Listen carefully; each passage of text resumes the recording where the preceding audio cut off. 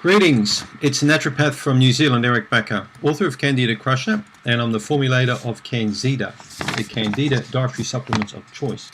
Thanks for checking out my video today. I'm going to do a frequently asked question.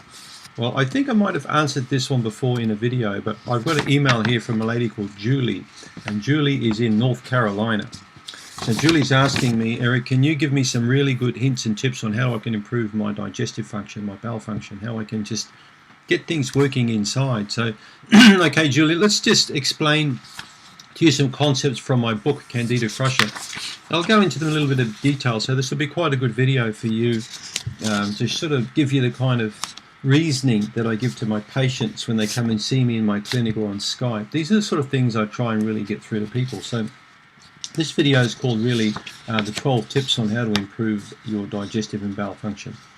So tip number 1. Add fermented and cultured foods to your diet.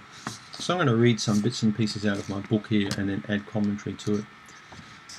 So you have just started to read a section on fermented and cultured foods, and doesn't it make sense to start including some of these into your diet? So, taking probiotics is a very powerful way to take concentrated amounts of beneficial bacteria in, but taking prebiotic foods, which I've spoken of before, is essential. But taking cultured and fermented foods is also essential. Cultured and fermented foods really, besides adding, reasonable amounts of beneficial bacteria, they also give our digestive system lactic acid, which is really a fuel for lactobacillus to feed on. So they tend to also favorably affect the pH balance of the gut, further allowing bacteria to grow, the good ones. They also give us lots of fiber to help bulk up our bowel motions, to make us feel full and to slow down, how much food we're going to eat. So cultured and fermented foods, prebiotic foods and probiotics in general are real smart for you to do, Julie, because they're going to help you to maintain weight, give you energy, reduce bloating and gas, get rid of constipation, diarrhea, and you know what? It's also going to help prolong your life. Studies from Bulgaria from a long time ago show that people who eat yogurt in their diet live on average 5 to 10 years longer than people who don't eat yogurt. So another good reason to add these foods into your diet. So a good way to begin to incorporate these foods into your diet is to include a small portion, about 3 to 4 tablespoons of natural yogurt into your diet each day. So if you're a person who's not consumed yogurt previously or not had it for a while, don't start eating large amounts of it. Eat small amounts every day consistently, and this way you'll slowly convert the gut and make it a lot easier for you to adapt to these kind of foods in your diet. Not all yogurt is created equal. Some brands are laden with artificial sugars and don't contain any bacteria at all, so just watch out. If in doubt, make your own yogurt. So, and there are other kinds of foods you can have too in your diet in this realm, the cultured and fermented, so you can read about that at yeastinefection.org. Number 2, slowly begin adding soluble and insoluble fibers to your diet. It never ceases to amaze me how many patients I've seen over the years who simply don't eat much fruit at all.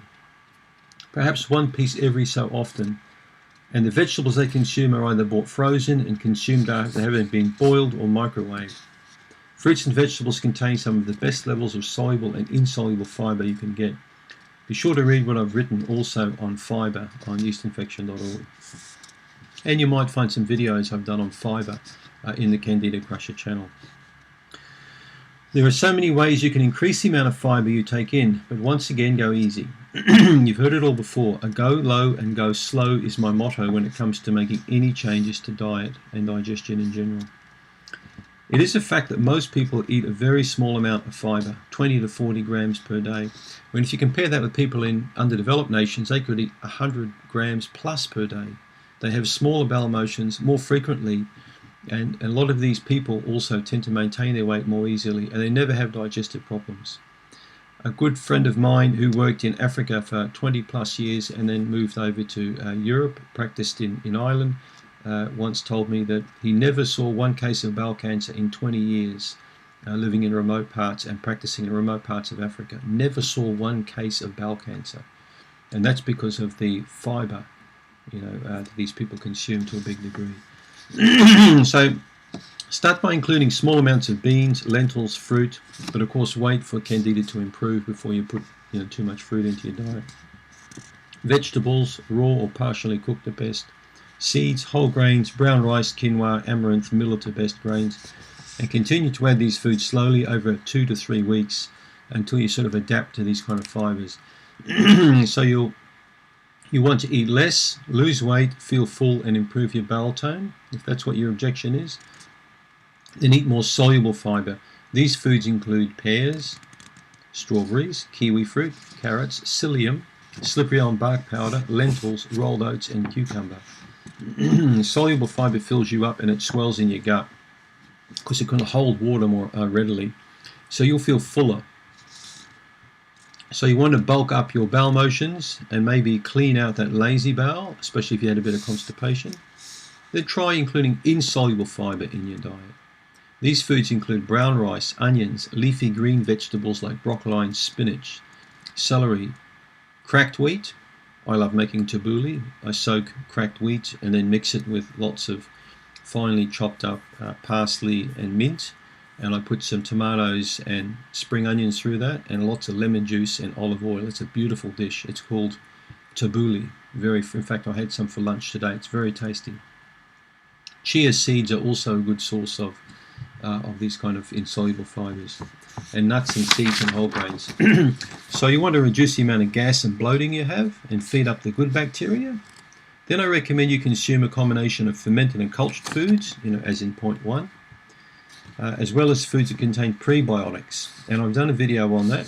These are the foods that contain oligosaccharides, fructo-oligosaccharides and galacto-oligosaccharides. So check that video out. Where was I? So remember, the prebiotic feed the probiotic.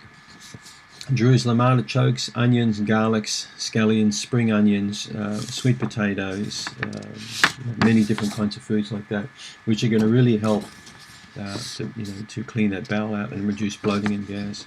So point number 3, cut back on sugar and fat in your diet. You really don't want to put sugar in your diet. I eat small amounts of honey. I'm a beekeeper and I love honey, so I'll have honey in my diet, but often my honey will be mixed with pollen and a bit of beeswax.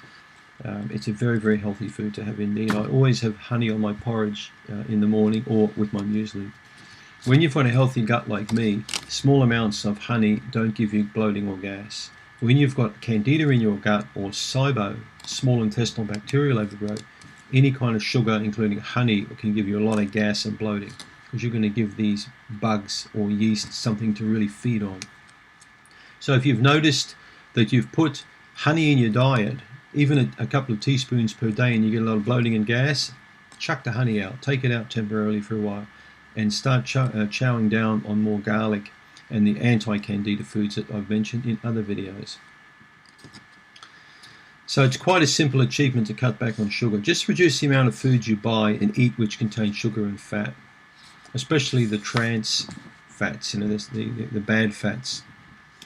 Be sure to read labels of processed foods you buy to see how much sugar and fat they contain. It won't be difficult for you to do this if you prepare your own meals with lean meats and vegetables, in particular in grains, because you control what other ingredients go into your meals, not some factory. All right? The problem with foods containing sugars and fats is that they also contain lots of chemicals, artificial colors, flavors, and preservatives that you may not be aware of. So these things are not going to really work in well to beneficial bacteria. If you eat a really wholesome, fresh diet like I do, you'll have a really nice digestive system. There'll be plenty of enzymes in the food and lots of fibers. And there'll be natural sugars. Yes, there's even sugar in broccoli, but don't automatically assume that every single sugar is feeding material for candida, because it's simply not true. Drink water, number 4. I know this sounds simple, but this is the one boosting health tip that many never seem to be able to achieve, is to drink more water. Even in wintertime, you can drink water. One of my patients recently said to me that she drinks quite a large amount of water in the shower. Well, that's quite okay to do, especially if you have a shower in the morning. Morning is a great time to drink plenty of water because it helps to really clean out the gut, the digestive system. I tend to have about anywhere between 4 to 5 glasses of water per day. When the weather's hot, I drink lots of water. Be careful not to assume that tea and coffee and alcohol and soda drinks are water, because they're not. They're dehydrating. So don't assume because you've had 4 cups of coffee in a day that you've had plenty of water to drink, right? For every cup of coffee you drink, I think you should drink 2 to 3 glasses of water. It's very important. Your digestive system will work a lot better, especially your stomach, pancreas and intestines, and although no proof exists that water actually aids digestion, I've certainly noticed that those with a yeast infection who drink water and not much coffee, tea and alcohol appear to have much less bother with digestive problems.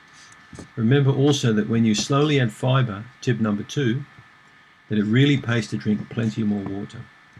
Okay, it's like trying to mix cement without water. You chuck everything in the cement mixer and you don't put enough water in there, it's got clonk or clonk. But if you put water in there, just the right consistency, you're going to get a beautiful blend with that cement mixer. I wrote a good article and I'll do a video on it on your stomach is like a cement mixer. I don't know if you've ever made concrete. I mean, I love landscaping and I've made lots of batches of concrete for different jobs. And I found if you put too much gravel in there and too much water, it sloshes out. You know, you could sort of liken that to heartburn or reflux. If you don't put enough water in there, it's going to make the cement mixer go all funny. And a stomach with not enough lubrication and fluid in there is going to act quite strange and be possibly painful too. So don't overload the cement mixer, meaning don't overload the stomach. Small amounts, regularly, nice and easy to work with in the cement mixer. It mixes beautifully and it's easy to tip out. So good analogy for the stomach. The best approach in improving our digestion is to cut back on sugary, salty and fatty foods, increase the number of vegetables and whole grains and lean meats, fibers, things like that, and drink plenty more water every day. Try this for 21 days and you'll be much surprised at the difference these simple diet tricks make. I keep telling you guys out there, it's not the complicated things that improve our health, it's the simple things that make us better. I want you to really understand that by doing the simple things really effectively and every day and making these habits habitual, your health's going to get better and better and better, especially your bowel health. 5. Avoid 3 large meals a day and eat smaller meals. 3 sort of small to medium meals. I like people to stay lean and hungry. I don't think it's good to eat in excess. And that's why I don't like going to these smorgasbords or these places where you can serve up yourself. Tracy and I recently went over to visit Mom's 70th birthday, so we went out for the night and we went to a buffet. And of course, what did I have at the buffet? What did normal people do at a buffet? What would you do if you had every kind of food on tap? You had oysters and roast beef and pork, and you had all the vegetables, you had deep fried chips and fish, and you had everything, soups, chowders, and then you had all the ice cream bar. Well, I ate like a pig. Of course I did. I stuffed my face. And you know what? All that evening, I had a really sore digestive system. And I had a lot of bowel motions the following day. I had a lot of bloating and gas. I felt like crap. But it tasted great on the night. Now, some people eat like that all the time. I eat like that once a year, if that. But, that's what happens in a buffet. Now, some people tend to treat their diets like a buffet. Every time they go out, they look for bigger portion sizes or more meals. And the great way to ruin your digestion is to continually eat too much food. I want you to eat smaller meals and to be lean and hungry. There's nothing wrong with being hungry. Being a little bit on the hungry side every now and then will allow your body the immune system and digestive system to become more efficient. You'll maintain your weight, you'll feel a lot better, and you'll sleep better. By eating smaller meals more frequently, you avoid overloading your digestive system, and because your body is better at digesting smaller meals in one sitting, you'll be improving the way your digestive organs work, so you'll make them more efficient. First, you need to figure out how much food you need to eat per meal, then try and keep to a regular schedule that your body can adjust to. This will take 2 to 3 weeks, but maybe even a month or more. So it takes time to get these habits right, and also your portion sizes right. So don't be in a hurry, right? But by cutting back immediately, if you look at your plate now, you could easily take 20-30% off that portion size with each evening meal. That's going to make it a lot easier for your digestion to work, all right? So whatever your plate size is, just reduce it slightly, and over a period of time your stomach size will reduce to take the capacity of food. That might be the best advice yet that you've ever heard. All right. Number 6, eat small amounts of lean protein. So look at the palm of your hand, and if you're a meat eater, that's the size of piece of meat you should be eating every day. Many adults simply eat way too much meat, and portion sizes are just too big. While protein is essential for good health, you'll find that smaller amounts of lean cuts are less likely to cause digestive discomfort like heartburn, bloating, or gas, and will be much quicker to digest as well. In general, high-fat meats take longer to digest than low-fat meats. So pork, or chicken with lots of skin on it will take longer to digest. So remember also, the wrong kind of fats and too much saturated animal fat will give you lots of bloating and gas and the wrong kind of bacteria as well. And you don't want to do that, all right? Point number 7, chew food well. How could I forget to mention that it is important to chew proteins in particular more slowly? So meats, legumes, beans need to be chewed really, really thoroughly, okay? You can chew vegetables a little bit less than you can the meats. So you really want to get lots of saliva in the protein, and the starchy foods as well. You need to get a little saliva in there. So saliva already pre-digests food before it even goes further down. So eating over a computer is not paying attention to chewing, and therefore not, producing enough saliva, and therefore digestion will be impaired. You may have noticed eating when you're stressed, or you're upset, that you end up with a digestive pain, and that's also because you're not chewing properly, and also because your stomach's not producing enough acids at that point when you've got fear or a powerful emotion. So not only chewing properly, but also eating with the right kind of mindset is important. So eating dinner over watching the 6 o'clock news, who got shot, or who's gay, or who's having a relationship with some politician or some crap like that, it's not conducive to good health.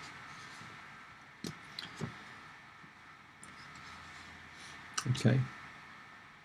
Point 8. Try 30 minutes of exercise every single day. Did you know that those who walk daily have significantly better digestive health than those who don't walk? Maybe you're creating the sitting disease like I'm doing right now, just sitting in front of a computer all the time. It could be social media, it could be part of your job. A lot of my clients in the US, Canada, and many countries have got computer jobs. They'll sit 7, 8, 9, 10 hours a day in front of a computer, and then furthermore, that evening they'll be sitting there in front of the computer, either on a screen now, the wide screen, or on the small screen, doing something else. Walking stimulates digestion and is one of the best things you can do to improve the tone of the small and large intestine. So if you're not in the habit of walking, try and get used to walking. A good little gadget to get to one of those Fitbits, or a small device to put on your wrist to see how many steps you take a day. 10,000 steps is the minimum. So try and be active. In the old days, it was quite common for people to have a meal and then go for a promenade, to go for a walk after the meal. But today we sit in front of the computer with food and after food. Don't take the escalator, take the stair instead.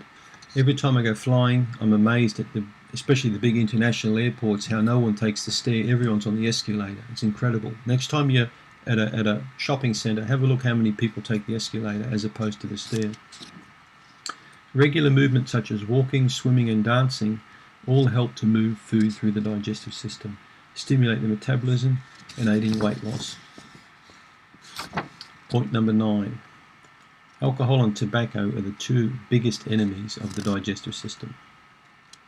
You'll never beat Candida if you can't give up alcohol for at least 4 months. End of story. I've spoken about this many times in my videos. Those who are serious about their health will know that cigarette smoking is just crazy anyway. I'm very surprised how many patients I've seen with yeast infections who want to continue smoking and drinking, yet still want to beat their yeast infection. It is not likely to happen, and the day you're prepared to become disciplined and say no to these destructive habits is the day your health will change for the better. So once your candida is improved significantly, you can drink socially again. It's not a problem. Right? I'm not the alcohol police, don't get me wrong. I really do enjoy a glass of wine from time to time, but those times are spaced quite far apart. Number 10, Julie, this is an important one. Learn the art of relaxation. Right, I've done some videos before explaining the connection with stress and the digestive system. The sympathetic or fight or flight stimulates the body, to rally up against the stress. It has the ability to make us think with more clarity and make us acutely alert, of the potential danger. And it pushes blood to the large limbs so we can escape the danger, and it accelerates our heart rate. But the parasympathetic is the one that we want to push up, because the sympathetic also dumbs down the digestive system. It pushes the immune function down and digestive down. And what we want to do is push ourselves into the rest and digest, or the relaxation part, okay? Because this is going to improve digestive function, reduce blood pressure, calm the mind, stop anxiety, from forming, increase our energy, boost our immune function, and stimulate our stomach and pancreas to produce the enzymes we need to really digest food properly. You can't digest food in any kind of stressful situation. So the art of relaxation is paramount in overcoming candida and small intestinal bacterial overgrowth and leaky gut syndrome. Any kind of functional gut disorder is not going to respond really well unless you learn the art of relaxation. It's a key thing I teach my patients. So I'll talk a lot more about the effects of stress, in other videos, obviously. Number 11. Understand your digestive habits. If you have recurring digestive problems and just can't get a handle on them, then try to use a diary or a daily journal to write down what you're eating, along with any increase or reduction in digestive symptoms you experience. Sometimes it is only the simple things in your diet and lifestyle you have to change in order to get an amazing improvement on health. One of my patients recently, a lovely man in his mid to late 50s, and I think he's also in Carolina. He might be in South Carolina. He's a lovely guy, and he said to me, Eric, every time I go to bed, I get bloating and gas. I can't work out what it is. Does that sound like someone from Carolina? They talk quite sort of relaxed and slow there, I believe. They're lovely people.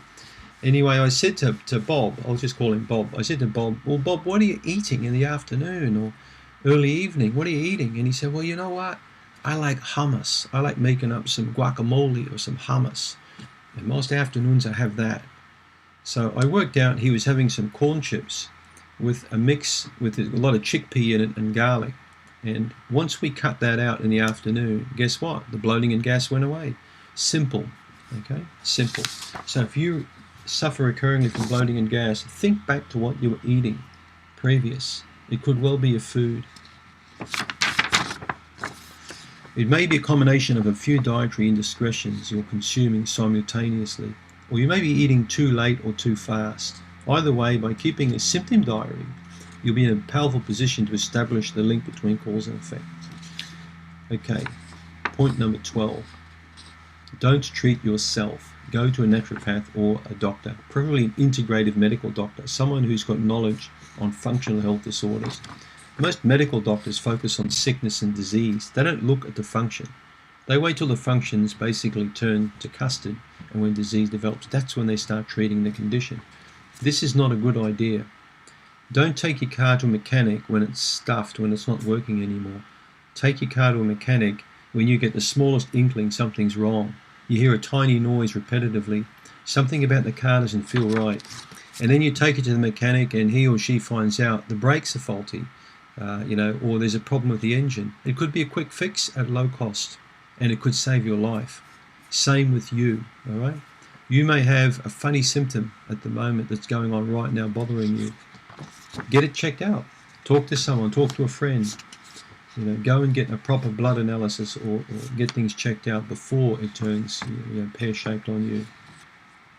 Okay, so you've made all the necessary changes. You're exercising regularly, learning to relax, drinking more water, eating plenty of fiber, eating lean meats, you're chewing properly, but you still don't feel quite right.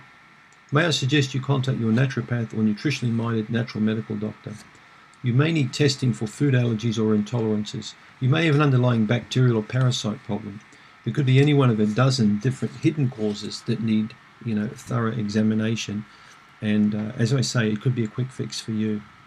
Simple solution to a simple problem. So I hope that's given you some insight, Julie, in how to get your digestive system right.